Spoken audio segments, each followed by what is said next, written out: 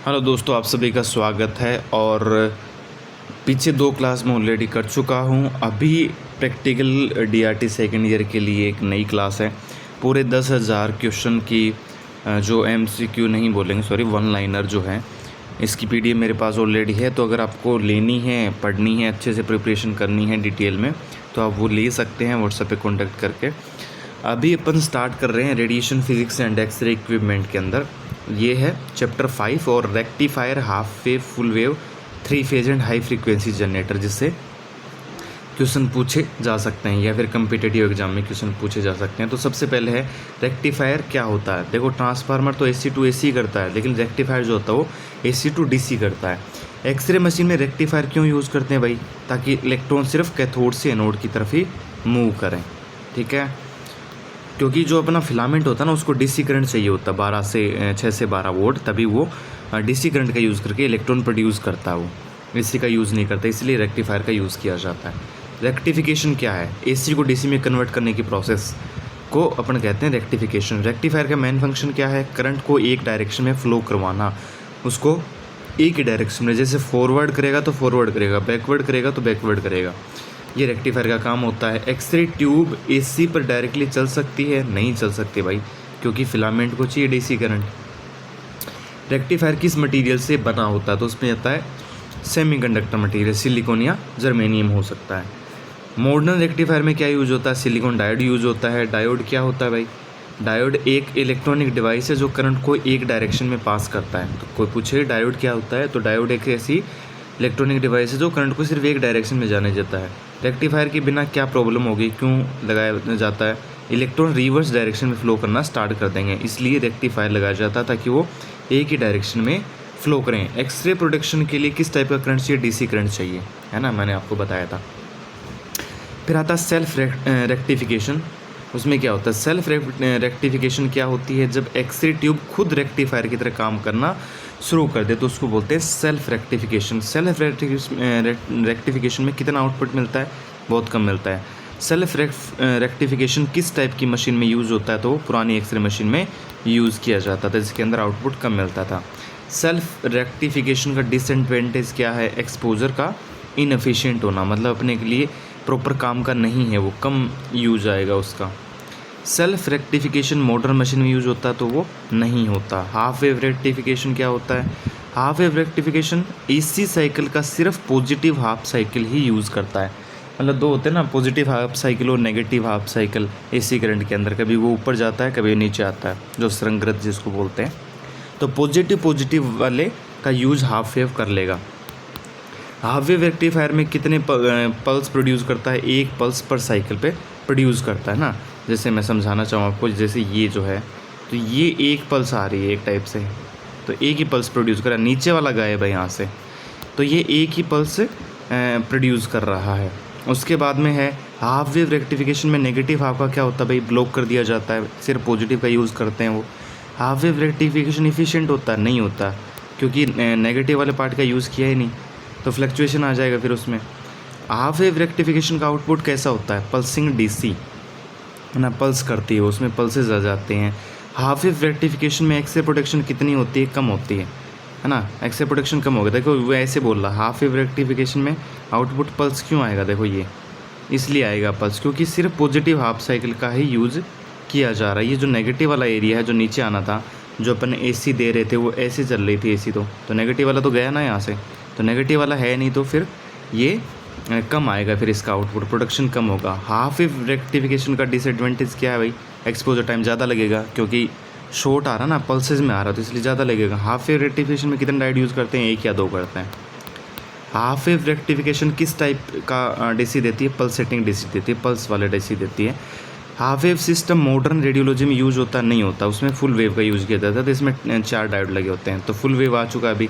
Full wave rectification क्या होता है? AC के दोनों साइकिल का यूज़ करना, मतलब जो पॉजिटिव है, जैसे ये है ना, तो इसमें ऊपर वाले का भी यूज़ किया जाएगा, और ये जो नीचे वाला है इसका भी यूज़ किया जाएगा, इस टाइप से।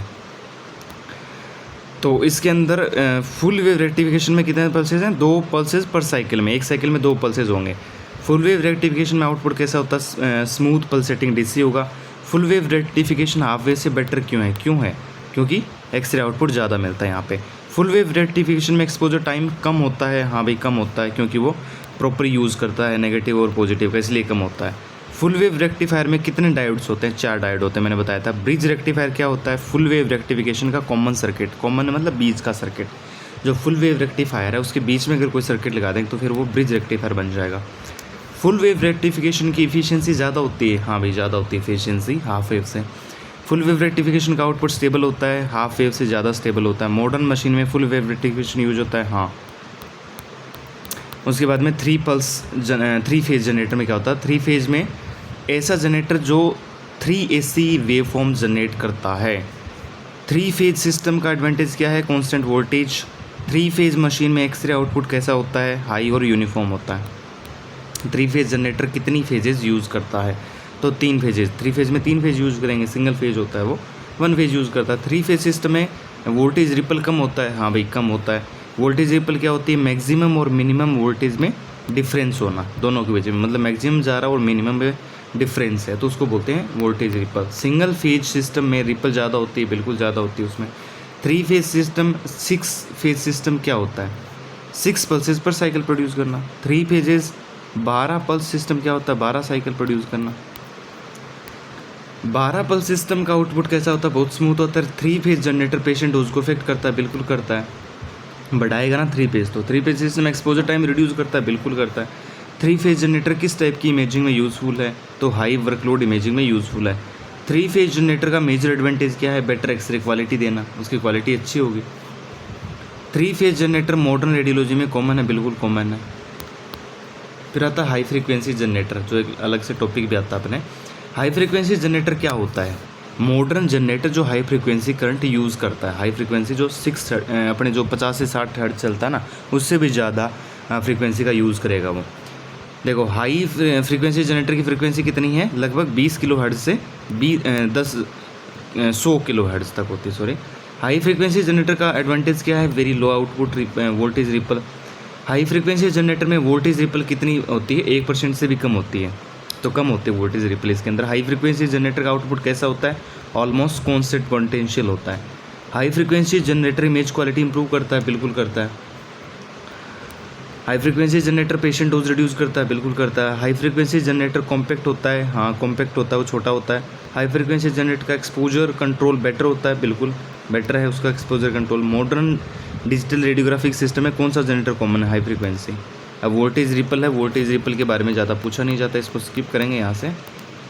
अब एग्जामिनर के फेवरेट क्वेश्चन में क्या आया? देखो एग्जामिनर के फेवरेट क्वेश्चन वाले पार्ट में रेक्टिफायर का फंक्शन क्या काम करता है रेक्टिफायर? तो AC को DC में कन्वर्ट करता है। हाफ वेव रेक्टिफिकेशन में कितने पल्सेज होते हैं? तो भाई 1 पल्स होता है हाफ वेव में। फुल वेव में कितने पल्स होते हैं? 2 पल्स होते हैं, पॉजिटिव नेगेटिव दोनों यूज़ करते हैं, इसलिए 2 पल्स होते हैं। 3 फेज जनरेटर का एडवांटेज क्या है? लो वोल्टेज रिपल देना। हाई फ्रीक्वेंसी जनरेटर का एडवांटेज बेटर आउटपुट देना, पेशेंट डोज कम करेगा। वोल्टेज रिपल क्या होता है? वोल्टेज का वेरिएशन होना मैक्सिमम और मिनिमम में। हाई फ्रीक्वेंसी जनरेटर की रिपल कितनी है? 1% से भी कम है। मॉडर्न रेडियोलॉजी में सबसे कॉमन जनरेटर कौन सा? 3 फेज जनरेटर या हाई फ्रीक्वेंसी जनरेटर का यूज़ किया जाता है। Full wave rectification half wave से बेटर क्यों होता है भाई? क्योंकि आउटपुट ज़्यादा है और इफिशिएंट होता है। एक्सरे ट्यूब को किस टाइप का करंट चाहिए? एक्सरे ट्यूब को DC करंट चाहिए, ना कि AC। इंपॉर्टेंट वैल्यू में सिंगल फेज रिपल 100% है, 3 फेज में 13% है, 3 फेज 12, ठीक है, इसकी कोई ज़्यादा इंपॉर्टेंस नहीं है। फुल वेव में कितनी पल्सेज होती है? 2, हाफ में वेव 1 होती है, और रेंज बताइए। अब आता है सबसे इम्पोर्टेंट पार्ट, जो नेक्स्ट चैप्टर है वो है फिल्ट्रेशन, कोलिमेटर और ग्रिड एंड स्कैटर रेडिएशन। ये इंपॉर्टेंट पार्ट हो सकता है अपने लिए, वाइवा के लिए। फिल्ट्रेशन क्या होती है? देखो लो एनर्जी एक्सरे को बीम से रिमूव करने का प्रोसेस, मतलब जो एक्सरे बीम है उसमें से लो एनर्जी वाली एक्सरे को हटा देना। फिल्ट्रेशन का मेन पर्पज़ क्या है? पेशेंट डोज को कम करना, यही तो मेन पर्पज़ होता है। जो लो एनर्जी वाली एक्सरे को हटा देंगे तो पेशेंट डोज अपने आप कम हो जाएगी। फिल्ट्रेशन किस मटेरियल से करी जाती है? तो मोस्टली एल्यूमिनियम का यूज़ किया जाता है, इसके अलावा कॉपर भी होता है। वैसे फ़िल्टर कहाँ लगाया जाता है? एक्सरे ट्यूब की विंडो जहाँ से एक्सरे निकलती है ना, वहाँ पे लगाया जाता है। लो एनर्जी एक्सरेज हार्मफुल क्यों होती हैं भाई? ये इमेज क्वालिटी इंप्रूव नहीं करती हैं और पेशेंट डोज भी बढ़ाती हैं, इसलिए वो अच्छी नहीं है। क्वालिटी को ख़राब करेंगे एक तो बिना मतलब में, और पेशेंट डोज भी बढ़ा देंगे। फिल्ट्रेशन से बीम पर क्या इफेक्ट होता है? फ़िल्टर लगाने के बाद क्या होगा? बीम हार्ड हो जाएगी। हार्ड कैसे? क्योंकि उसमें लो एनर्जी वाली एक्सरे तो निकाल दी, तो इसलिए वो हार्ड हो जाएगी। फिर बीम हार्डनिंग क्या होता है? बीम हार्डनिंग का मतलब क्या है, लो एनर्जी वाले फोटोन को हटा देना। फिल्ट्रेशन इमेज क्वालिटी को इम्प्रूव करता है, बिल्कुल करता है। फिल्ट्रेशन पेशेंट प्रोटेक्शन के लिए इंपॉर्टेंट है, बिल्कुल इंपॉर्टेंट है, क्योंकि पेशेंट डोज कम कर रहा हो। फिल्ट्रेशन का ऐसा यूनिट क्या है, एल्यूमिनियम इक्विवेलेंट, बहुत इंपॉर्टेंट चीज़ है ये पूछा जा सकता है एम्स वगैरह के एग्ज़ाम में कि भाई फिल्ट्रेशन की ऐसा यूनिट क्या है। तो सब सोचेंगे फिल्ट्रेशन क्या हो सकती है, तो उसको एल्यूमिनियम इक्विवेलेंट में मापा जाता है। और जो प्रोटेक्शन करता है ना, रेडिएशन से शील्डिंग करते हैं, उसको लेड इक्विवेलेंट माना जाता है, लेड इक्विवेलेंट। ये मोस्ट इंपॉर्टेंट पार्ट है यहाँ का। फिर आता है इनहेरेंट फिल्ट्रेशन। इनहेरेंट फिल्ट्रेशन क्या होता है, ट्यूब के कंपोनेंट्स द्वारा होने वाली फिल्ट्रेशन को बोलते हैं इनहेरेंट फिल्ट्रेशन। जो अंदर की फिल्ट्रेशन होगी उसको बोलेंगे ट्यूब की फिल्ट्रेशन। तो इनहेरेंट फिल्ट्रेशन और एडेड फिल्ट्रेशन में आपको पता ही होगा डिफरेंस क्या होता है। तो इनहेरेंट फिल्ट्रेशन किस पार्ट से मिलती है, तो ग्लास एनवेलप जो एक्से ट्यूब का है, ऑयल जो उसके अंदर भरा हुआ है, उन सब चीज़ों से मिलती है। इसके अलावा ट्यूब विंडो से मिलती है। ग्लास एनवेलप फिल्ट्रेशन प्रोवाइड करता है, बिल्कुल करता है ग्लास एनवेलप। ऑयल भी प्रोवाइड करता है। इनहेरेंट फिल्ट्रेशन को रिमूव किया जा सकता, नहीं कर सकते, वो तो इनबिल्ड है ना, वो उसको कैसे रिमूव करोगे आप, वो परमानेंटली होता है, बिल्कुल परमानेंटली। इनहेरेंट फिल्ट्रेशन कितना होता है भाई, लगभग 0.5 से 1.0 mm एल्यूमिनियम की इक्विवेलेंट होता है। ये ध्यान रखना, पूछा जा सकता है कि कितना होता है, फिल्ट्रेशन की थिकनेस कितनी होगी, तो लगभग इतनी थिकनेस उसकी होने वाली है। इनहेरेंट फिल्ट्रेशन पेशेंट डोज कम करती है, बिल्कुल करती है। इनहेरेंट फिल्ट्रेशन हार्डनिंग करती है, बिल्कुल करती है। फिल्टर का काम ही यही होता है। इनहेरेंट फिल्ट्रेशन नेचुरल है, बिल्कुल हाँ नेचुरल है, वो ऑलरेडी लगा हुआ तो नेचुरल ही है। अब आता है एडेड फिल्ट्रेशन। एडेड फिल्ट्रेशन क्या होता है, एक्स्ट्रा एल्यूमिनियम फिल्टर लगा कर करी गई फिल्ट्रेशन, भी एक्स्ट्रा कुछ ऐड कर देंगे तो फिर वो हो जाएगी। एडेड फिल्ट्रेशन किस मटेरियल का होता है, एल्यूमिनियम का ही होता है। एडेड फिल्ट्रेशन का पर्पज़ क्या है, लो एनर्जी वाले फोटोन को अब्जॉर्ब करने का ये मकसद होता है इसका। एडेड फिल्ट्रेशन मैन्युअली एडेड करी जाती है, बिल्कुल। एडेड फिल्ट्रेशन पेशेंट प्रोटेक्शन बढ़ाती है, बिल्कुल करती है, क्योंकि लो एनर्जी वाली जो एक्सरेज हैं उनको वो एब्जॉर्ब कर ली, तो इसलिए बढ़ेगी ना प्रोटेक्शन। तो added filtration beam quality improve करती है, बिल्कुल करती है। डायग्नोस्टिक रेडियोलॉजी में एडेड फिल्ट्रेशन मैंडेटरी है, बिल्कुल मैंडेटरी है, लगाना ज़रूरी है ना। टोटल फिल्ट्रेशन का मतलब क्या, टोटल फिल्ट्रेशन का मतलब है added plus inherent filtration. Total filtration कितनी होनी चाहिए, लगभग 2.5 एल्यूमिनियम इक्विवेलेंट। अगर 70 kVp से ऊपर है तो 2.5 होने चाहिए। अलग अलग होती है, 70 kVp तक लास्ट बताया इसने। एडेड फिल्ट्रेशन का डिसएडवांटेज क्या है भाई, क्योंकि बीम इंटेंसिटी थोड़ी कम हो जाती है, हार्ड हो जाएगी ना, उसमें से एब्जॉर्ब कर ली जाएगी तो इंटेंसिटी कम होगी उसकी। कोलीमीटर क्या होता है इंपॉर्टेंट। अब कोलीमीटर क्या होता है, देखो कोलीमीटर जो होता है वो बीम रेस्ट्रिगेशन डिवाइस है जो एक्सरे फील्ड को कंट्रोल करता है कि एक्सरे फील्ड कहाँ कहाँ कितना विजिबल होगा, कितने फील्ड में जाएगा। कोलीमीटर का मेन फंक्शन क्या है, एक्सरे फील्ड की साइज़ को लिमिट करना। कोलिमेशन क्यों करते हैं, पेशेंट डोज और स्कैटर रेडिएशन कम करने के लिए कोलिमेशन किया जाता है। कोलीमीटर किस मटेरियल की शटर होती हैं, उसके अंदर लेड की शटर होती हैं। कोलीमीटर इमेज क्वालिटी इंप्रूव करता है, बिल्कुल करता है। लाइट बीम कोलीमीटर क्या होता है, जिसके अंदर लाइट और एक्से फील्ड लगे होते हैं। कोलीमीटर में मेन पार्ट्स क्या क्या हैं, लेड शटर, मिरर और लाइट सोर्स, 3 मेन पार्ट होते हैं। उसमें लेड के शटर लगे होते हैं, मिरर होता है और एक लाइट का सोर्स होता है, बल्ब लगा होता है। मिरर का फंक्शन क्या होता है, लाइट फील्ड को पेशेंट पर प्रोजेक्ट करना, ये मिरर का काम है। जो लाइट जल रही है ना उसके अंदर, उसको पेशेंट के ऊपर प्रोजेक्ट करेगा वो। कोलीमीटर का एडवांटेज क्या है, ये बेटर कॉन्ट्रास्ट देगा और स्कैटर को कम कर देगा, ये कोलीमीटर का एडवांटेज है लगाने का। बीम रेस्ट्रिगेशन का सबसे कॉमन मेथड क्या है, कोलिमेशन ही, कोलीमीटर लगा दो, सबसे यही है बीम्स रेस्ट्रिगेशन का। स्कैटर रेडिएशन क्या होती है उसके बारे में बात करते हैं। तो पेशेंट से डिफरेंट डायरेक्शन में निकलने वाली रेडिएशन पेशेंट के अंदर से निकलेंगी, स्कैटर रेडिएशन, ठीक है। स्कैटर रेडिएशन कैसे प्रोड्यूस होती हैं, एक्सरे और मैटर के इंट्रैक्शन से। जब एक्सरे और मैटर इंट्रैक्शन करेगा तब स्कैटर रेडिएशन प्रोड्यूस होंगे। स्कैटर रेडिएशन इमेज पर क्या इफेक्ट करती हैं भाई, कॉन्ट्रास्ट कम करती हैं scatter radiation. Scatter radiation patient dose बढ़ाती हैं, बिल्कुल बढ़ाती हैं। स्कैटर रेडिएशन स्टाफ के लिए हार्म है, बिल्कुल हार्म है। स्कैटर रेडिएशन सबसे ज़्यादा किस इंट्रैक्शन से प्रोड्यूस होती है, सबसे इंपॉर्टेंट पार्ट है ये, मतलब क्वेश्चन है ये। कॉम्पटन इंट्रैक्शन से सबसे ज़्यादा स्कैटर रेडिएशन आती हैं, नोट कर लेना इस चीज़ को, कॉम्पटन इंट्रैक्शन। हाई केवीपी पर स्कैटर रेडिएशन का क्या होता है, बढ़ जाती हैं। केवीपी बढ़ेगा तो स्कैटर रेडिएशन बढ़ेगा। फील्ड साइज बड़ी होगी, लार्ज फील्ड साइज होगी तो स्कैटर रेडिएशन भी बढ़ेगी। थिक बॉडी पार्ट है, पेशेंट की एनाटॉमी थिक है तो वो ज़्यादा स्कैटर रेडिएशन प्रोड्यूस करेगी। स्कैटर रेडिएशन को कम कैसे करते हैं भाई, ग्रिड लगा दो या फिर कोलिमेशन कर दो, तो ऑप्शन है। अब ग्रिड क्या होता है उसके बारे में बात करते हैं। ग्रिड क्या होता है, स्कैटर रेडिएशन को ऑब्जर्व करने वाले डिवाइस है। ग्रिड किस मटेरियल की बनी होती है, लेड की स्ट्रिप होती है, तो लेड से बनी होती है, एक टाइप से लेड की स्ट्रिप से बनी होती है। ग्रिड का मेन फंक्शन क्या है? स्कैटर रेडिएशन को रिमूव करना। ग्रिड इमेज क्वालिटी इंप्रूव करती है, बिल्कुल करती है। ग्रिड किस एग्जामिनेशन में यूज़ करी जाती है? थिक बॉडी पार्ट में यूज़ करी जाती है। ग्रिड किस प्रिंसिपल पर काम करती है? प्राइमरी रेडिएशन पास करने देना और स्कैटर रेडिएशन को ऑब्जॉर्व करना, इस प्रिंसिपल पर काम करती है। तो ग्रिड का काम यही है, प्राइमरी को पास करने देगी और सेकेंडरी रेडिएशन होगी उसको हटा देगी वो। गुस्ताव बक्की ने खोज करी थी, पूछा जा सकता है किसने खोज करी थी? गुस्ताव बक्की ने। बक्की ग्रिड क्या होती है? मूविंग ग्रिड, जो ग्रिड लाइन को ब्लर करती है। भाई जो ग्रिड लाइन आ जाती है ना कई बार इमेज के अंदर, तो बक्की ग्रिड जो है वो मूव करेगी, जिससे ग्रिड लाइन है वो रिमूव हो जाएंगी, ब्लर हो जाएंगी। स्टेशनरी ग्रिड क्या होती है? फिक्स्ड पोजीशन में रहने वाली ग्रिड। मूविंग ग्रिड क्या होती है? जो कि ग्रिड लाइन इमेज में नहीं आने देती, वो मूव करती है, इसलिए नहीं आती। ग्रिड रेशियो क्या होता है?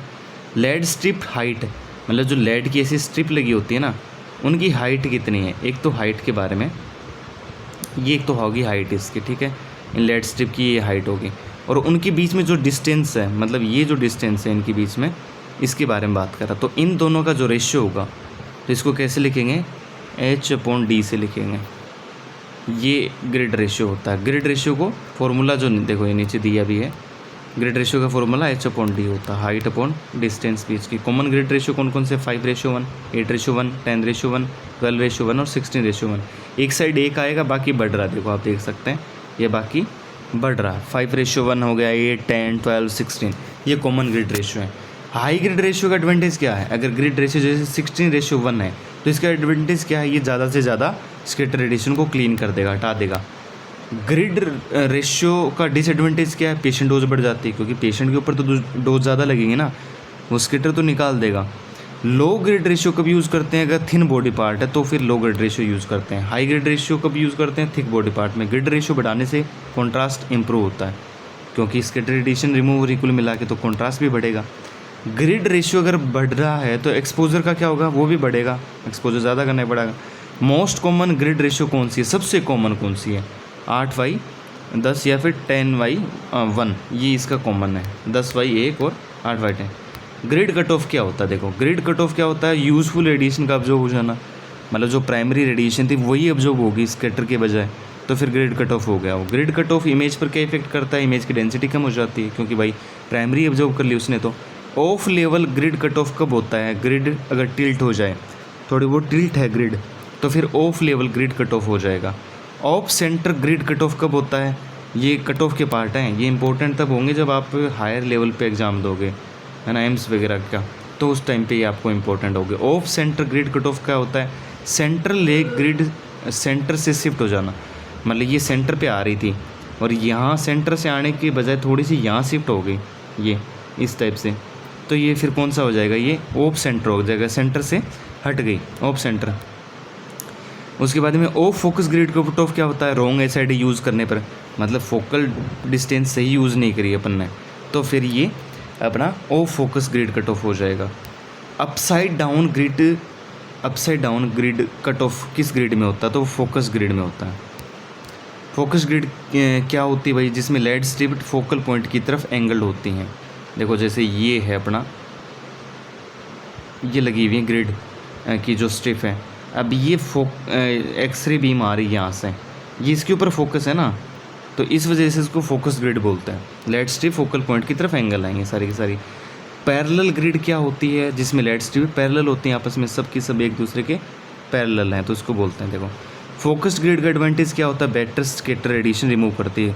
जो इसके वो आ रही है, मतलब यहाँ पे जैसे फोकल पॉइंट है, ये सेंटर है, तो इसी के डायरेक्शन में आ रही है, सिर्फ उनको जाने देगा, बाकी थोड़ी सी भी अगर टेढ़ी आ गई तो फिर उनको रोक लेगा, ब्लॉक कर देगा। इसलिए फोकस ग्रिड का ये एडवांटेज मानते हैं कि बेटर स्कैटर रिमूवल करता है। ग्रिड का अलाइनमेंट इंपॉर्टेंट है, बिल्कुल अलाइनमेंट इंपॉर्टेंट है। एग्जामिनर के फेवरेट क्वेश्चन कौन कौन से हैं? फिल्ट्रेशन का मेन पर्पज़ क्या है? पेशेंट डोज को कम करना, ये फिल्ट्रेशन का मेन पर्पज़ है। Total filtration, inherent filtration plus added filtration, ये टोटल फिल्ट्रेशन का फॉर्मूला होता है। टोटल फिल्ट्रेशन कितनी होनी चाहिए? 2.5 mm इक्विवेलेंट। कोलीमेटर का फंक्शन क्या है? बीम साइज़ को कंट्रोल करना, ये कोलीमेटर का फंक्शन है, बीम साइज़ को कंट्रोल करेगा। स्कैटर रेडिएशन इमेज पर क्या इफेक्ट करती है? कॉन्ट्रास्ट कम करती है। स्कैटर रेडिएशन कॉन्ट्रास्ट कम कर देगी। ग्रिड का फंक्शन क्या है? स्कैटर को ऑब्जर्व करना। ग्रिड का फंक्शन स्कैटर रेडिएशन को ऑब्जर्व करना। किस मटेरियल का बना होता है? लेड का बना होता है। Grid ratio H/D। ग्रिड का इन्वेंटर गुस्ताव बक्की, सर गुस्ताव बक्की।